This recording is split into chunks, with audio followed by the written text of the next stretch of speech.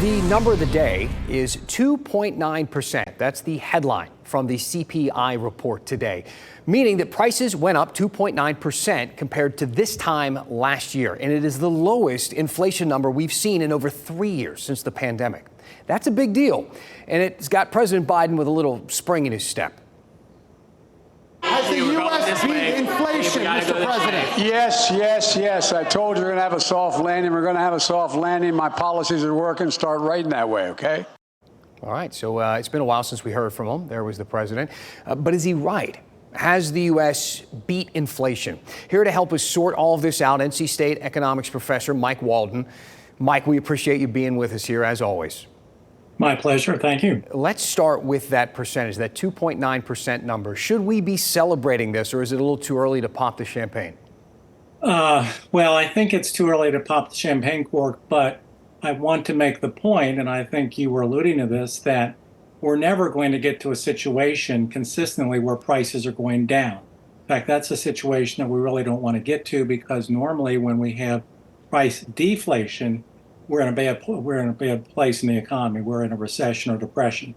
What the Federal Reserve is trying to engineer is to get us back to a more moderate inflation rate, something they are targeting 2%. So the fact that we went from 3% last month year over year to 2.9, we're obviously headed to that magic 2%. But people are still behind in terms of the fact that their incomes have not kept up with higher prices. About a year ago, they were behind by somewhere around 7 or 8%. This right now, we're about 4% down. So we're making improvements. So there's improvement all around. But the point I want to stress is that people should not expect to see all prices going down. Some prices do, but not all prices are going to go down. That's an unusual and actually a bad situation. Let's talk on that for just a moment. It is important to note, and I'm going to put up a couple of details here. The prices, as you know, Mike is saying, will not come down. Inflation ticks up every single year. Since 2020, it is up 21%. If you go back to 2014, it's up 31%. We can look back even further. There's a graph here that we want to show you. It shows the monthly CPI reports dating back to 2004, and you'll notice the line is almost never below zero. The prices are always going up. The only time we saw a little bit of a dip into the negative was in early 2009, and we all know what happened then, a terrible recession. So, Mike, again, you were saying that we don't want prices to go down again, that would mean something bad. So is the only remedy here, the only antidote, higher wages, people making more money to catch up? That's right. And if we do get to a 2% inflation rate, that historically is low enough for most people to see wage gains and income gains that keep up with that. That's what the goal is of the Federal Reserve, and I think that's what the goal is of all economists who follow this. Interestingly, you showed on that excellent graph that notice that when the prices were going down, there was a shaded gray area. The shaded gray areas in that graph means recession. So we don't want to have that.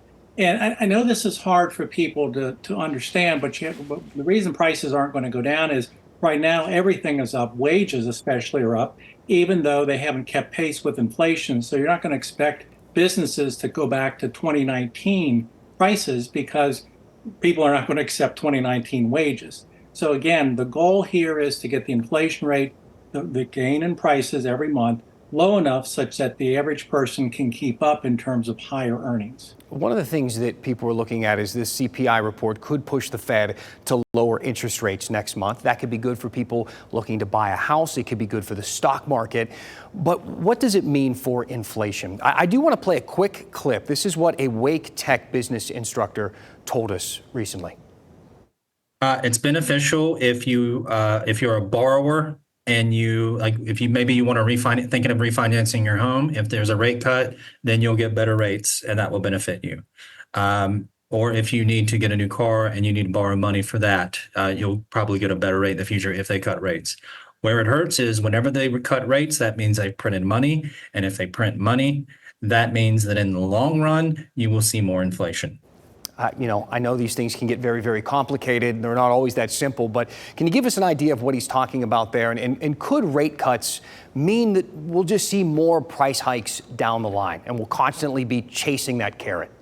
Well, first part, when my colleague at Wake Tech said he's worried about the Fed printing money. Actually, the Fed has been taking money out of the economy over the last 2 or 3 or 4 years. Normally, they are printing some money. It's always the question of how much. You don't want them to overdo printing of money because that actually is tied to higher prices and higher inflation. I think if we do get a rate cut, as my colleague said, that's going to help borrowers, but it's also going to help businesses borrow. And when businesses borrow and expand, that means more jobs, maybe higher paying jobs, et cetera. So I think the Federal Reserve is on track. And in fact, Chairman Powell has said this. They do want to cut rates. They're just waiting for the right point. They want to make sure that the inflation rate is still trending downward. But I think we are going to see a rate cut in September when they next meet. I think the question is only going to be between a 0.25% cut or 0.5% cut. And if that's successful and the inflation rate continues to trend down, I think we're probably going to see several cuts into 2025. All right. Thank you, sir. We appreciate your insight, as we always do. You always make time for us. Thank you. Thanks.